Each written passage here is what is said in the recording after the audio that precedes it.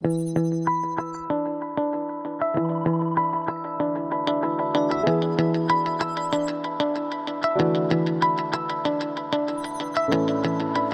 world's leading oil spill response organization and major oil and gas companies are continuing to work together to enhance international subsea well incident intervention capabilities.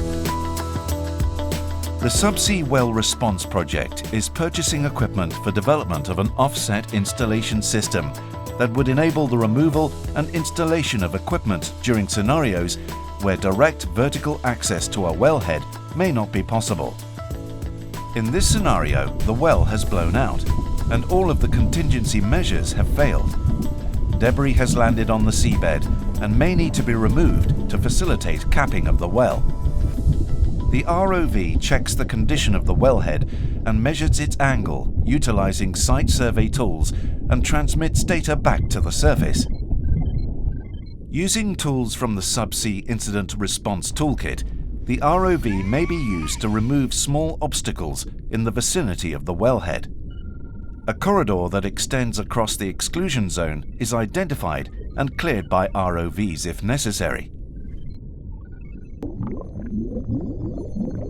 By installing 3 acoustic transponders marking the perimeter of the exclusion zone and 3 more transponders around the well, the locations for positioning the anchoring system, DMAs, are determined.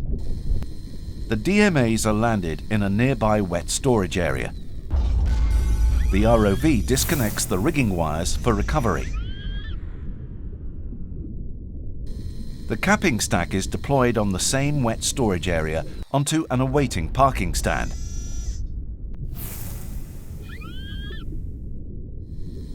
The subsea accumulator module is then placed on the seabed with mud mats lowered for stabilization.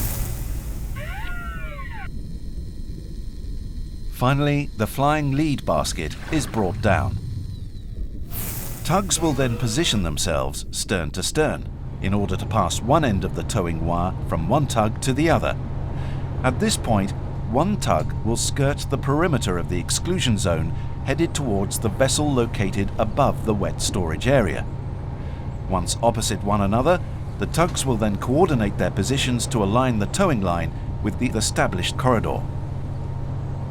A drag chain is attached to the towing line and lowered to the seafloor. This chain is used to maintain the position and stability of the offset installation equipment OIE carrier. The last item to be deployed to the wet storage area is the OIE carrier with the shear assembly attached in this instance. The ROV then connects one of the carrier's mooring lines to the drag chain.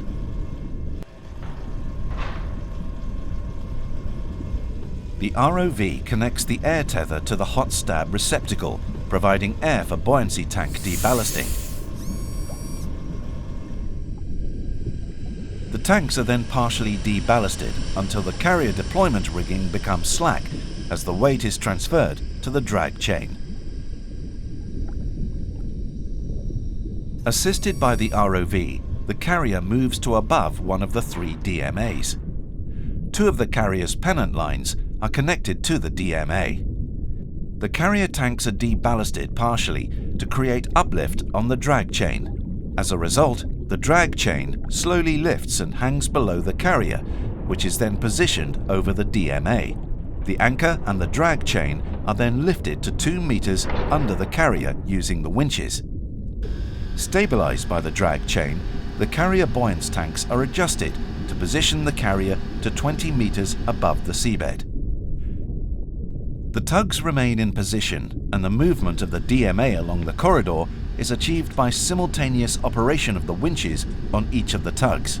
Pulling of the tow line continues until the carrier arrives at the anchor's target location.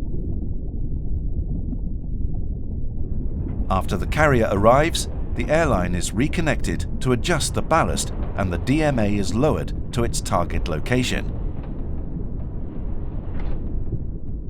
The carrier continues to be ballasted until the pennant line has become slack. These lines are then released by the ROV.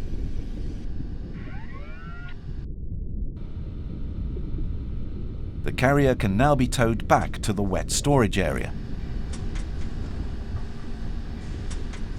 The carrier collects the next anchor and tows it from the wet storage location to its predetermined target area. Using the same procedure, all 3 anchors are installed in their defined areas. In order to begin removing the riser from the wellhead, the carrier is anchored to the 3 DMAs using mooring lines. These lines are then used to maneuver the carrier into position above the riser.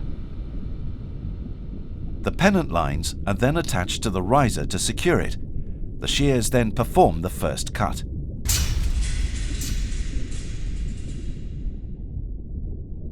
The sawn-off section of riser is then lowered to the seabed.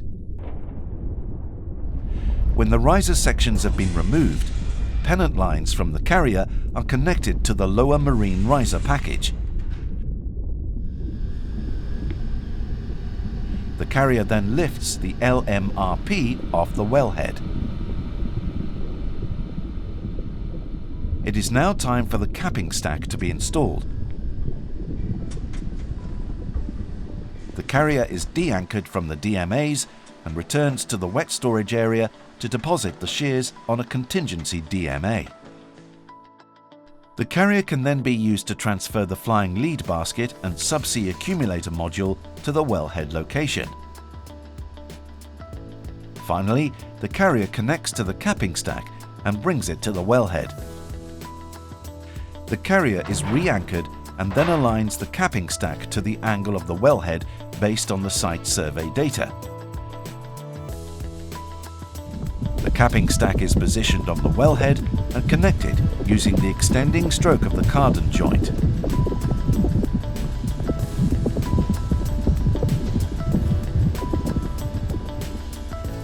The connector is retracted to disconnect the carrier from the capping stack. The capping stack is now in place and can be latched. Work to shut in the incident well will then commence.